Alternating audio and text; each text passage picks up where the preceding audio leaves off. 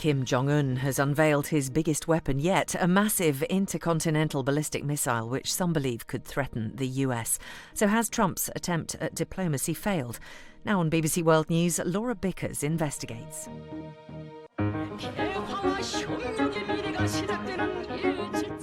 Meeting the North Korean leader was a diplomatic gamble.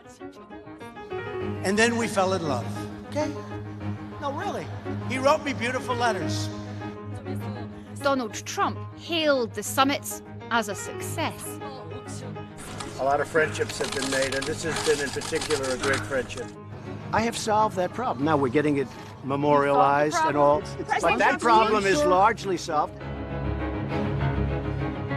But North Korea has continued to build up its nuclear arsenal. And this month came the big reveal. A new monster missile. So has Trump's gamble with Kim failed?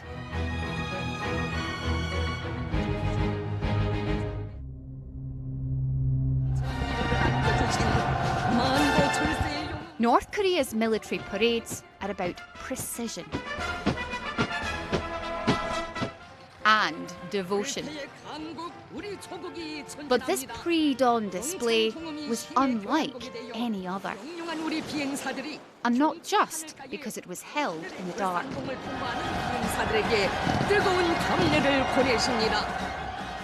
The finale came with a new missile designed to send a very specific message. When that truck came by and you realized just the sheer magnitude of the liquid-fueled missile was, enormous. Crazy why you would have a road mobile missile of that size go by. So what are the strategic implications? I mean, why have a missile that big? First, this missile is more threatening to the US mainland than any other missile before, and that's because it has the potential to throw a lot more at the mainland than the Hwasong-15. So that one missile has multiple smaller nuclear warheads which could target multiple cities. While many will fixate on the new strategic weapon, there was much more on show. I think one of the big takeaways was just the dozens of new formations of soldiers, technology, body armour, tanks, anti-aircraft. We did some analysis on the numbers, and it basically looked like a good 80–90% of the technology that was revealed was actually novel, and that suggests that they've been working away at conventional chemical weapon, the full 9 yards for a significant amount of time, and they've managed to acquire technologies in face of sanctions, huge economic problems, with seemingly no problems. Leader Kim Jong-un emerged in a Western suit and embraced his loyal followers. Social distancing is clearly not required here. The people of North Korea have to express their reverence for the supreme leader. But this time, the chairman himself wiped away tears as he claimed the country was free from COVID-19. 한 명의 악성 비루스 피해자도 없이 모두가 건강해 주셔서 정말 고맙습니다. To my count, he cried more than twice and said thank you more than 6 times in a variety of different ways. He also said, I'm sorry, or something similar to that, multiple times. 애국적이고 영웅적인 헌신은 누구든 감사의 눈물 없이는 대할 수 없는 것들입니다. His apology, genuine or not, is at least an admission that he's failed to bring promised prosperity. What stood out to me was that he linked the COVID issue to economy. Kim Jong-un said that although we are not living an affluent and wealthy life, at least we are a harmonious family that's healthy. They may not be suffering from a mass outbreak of COVID-19, but it's clear all is not well for the people in this country. In August, 3 typhoons battered North Korea in just 2 weeks. 지금처럼 이렇게 물이 이 무릎까지 이 넘쳐나서 The destruction wrought on this fragile country was broadcast in real time, a first for this usually secretive state.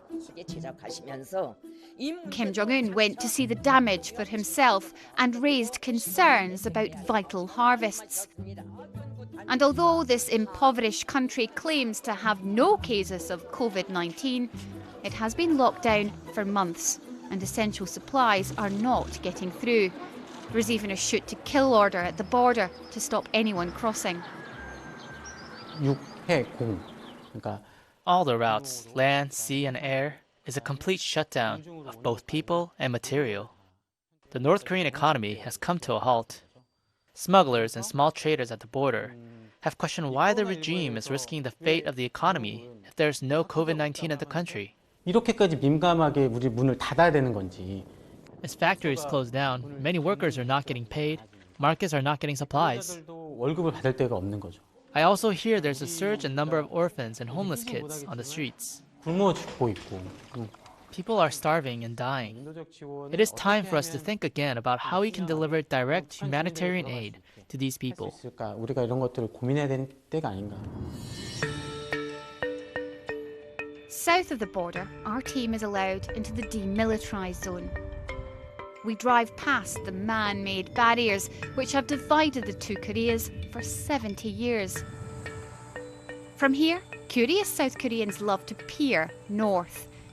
This is as close as they can get. 2020 has been difficult for many countries, but for North Korea, it has the potential to be devastating.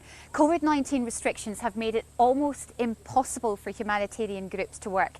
Many have now left. And since the border was shut in January, the 25 million North Korean people have been more closed off to the world than ever before. Pyongyang dramatically cut off all communication and blew up the Inter-Korean Liaison Office earlier this year. But some still have hope of ending this 70-year war, even after Donald Trump and Kim Jong-un could not reach a deal on denuclearization. Big deal을 하려고 그랬는데 no deal이 되어버린 거예요. There were efforts to reach a big deal, but that resulted in a no deal. It is time for us to go back and develop smaller deals in sports and culture. A tourism exchange could be one of the easiest ways to achieve a breakthrough. 관광 교류가 가장 쉬운 일이기 때문에 The governor would like North and South to share this landscape and designate it as a peace zone. With sanctions in place, it's an unlikely dream for now. But his wish is that the White House tries once again to push for a solution. 그럴진 모르겠지만 우리 I'm not sure if I'll see North and South Korea unified in my lifetime, but I have 2 daughters, and I do not want to pass down this unstable situation to the next generation. We live in a continuing threat, a potential conflict. 어떻게든지 물려줘서는 안 된다는 생각을 하고 있습니다. South Koreans enjoy the autumn sunshine perched on the spine of their side of the peninsula. With few COVID-19 restrictions and a certain harvest, there are few worries here. The same cannot be said of their neighbours. For now, it's a waiting game to see what comes next after a rocky 4 years of diplomacy. First came the fire and fury. Rocket Man is on a suicide mission for himself and for his regime. Then came the historic handshake and offers of friendship. The first summit between a sitting US president and a North Korean leader was held in Singapore. And we've had a really great term together, a great relationship. The two leaders signed a deal on denuclearization, but it lacked substance. Will you be meeting again, sir? We'll meet again. We'll meet many times. Thank you.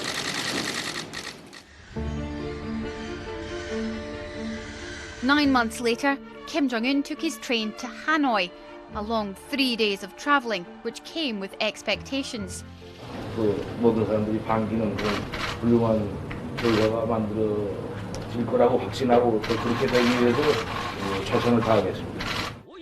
The North Korean leader, who controls every aspect of his own state media, seemed comfortable enough to answer reporters' questions.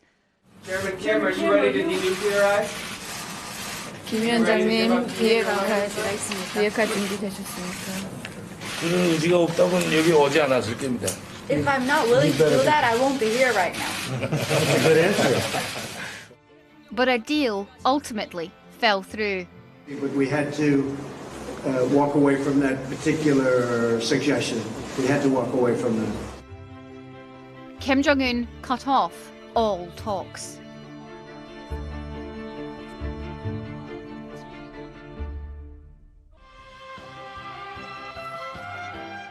There was one photo op still to come. Donald Trump challenged Kim Jong-un to meet him at the DMZ, the border between North and South Korea.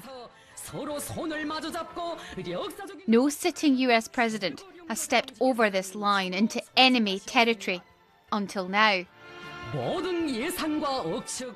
Stepping across that line was a great honor. A lot of progress has been made. But the choreography for the cameras has not helped the US achieve its aim of getting Kim Jong-un to give up his weapons. Have they all been a complete kind of failure in that respect, considering where we are now? Or did it have some purpose? No, I think they were definitely valuable. They've created a precedent now so that it'll be easier for future leaders to engage with Kim Jong-un. They created a really big window of opportunity, which I think all sides took missteps on. So there'll be lessons learned internally on all sides about how to better prepare and engage and implement after these agreements. So I don't think it was a waste of time. North Korea sees its nuclear arsenal as a treasured sword. It has endured decades of sacrifice, including a deadly famine, in order to funnel money towards weapons. It has little incentive to give them up. So is denuclearization even a worthwhile aim? That term just keeps pushing North Korea away and making the discussion like vague and not tangible enough for them to agree on anything. All experts I know, North Korea specialists, believe that North Korea is not going to denuclearize. Much more realistic is an arms control negotiation at this point, and you can frame it through denuclearization as being the goal for all countries worldwide, which is how North Korea incidentally likes to talk about denuclearization. But yeah, the idea that a few more sanctions or a few more rounds of working level talks are going to create conditions for denuclearization, I mean, it's really fiction at this point. This is what North Korean leaders do when they want to show they're contemplating a new path for their country. A bracing ride on sacred Mount Baekdu. Kim Jong-un took a risk in talking to the enemy, and so far he has little to show for it. He has held off testing long-range missiles for now. After the US presidential election, he may decide to try to get the world's attention once more. I would say the US needs to very quickly let the North Koreans know they're interested in treating this as a top priority issue. Otherwise, we have a quite high risk of going back to tensions and missile testing that probably neither candidate wants. I think that there is really nothing that will make them remove their nuclear weapons and missile programs unilaterally. But I do think over time, could there be effective, staged sanctions relief in exchange for some small freezing in the amount of fissile material produced for making bombs, or testing which improves the quality of the missiles? You could do a step-by-step process where both parties feel like they're getting a benefit, and you build enough trust that you're willing to take one more step past that. For Donald Trump, this personal relationship with one of the world's most ruthless dictators has been controversial.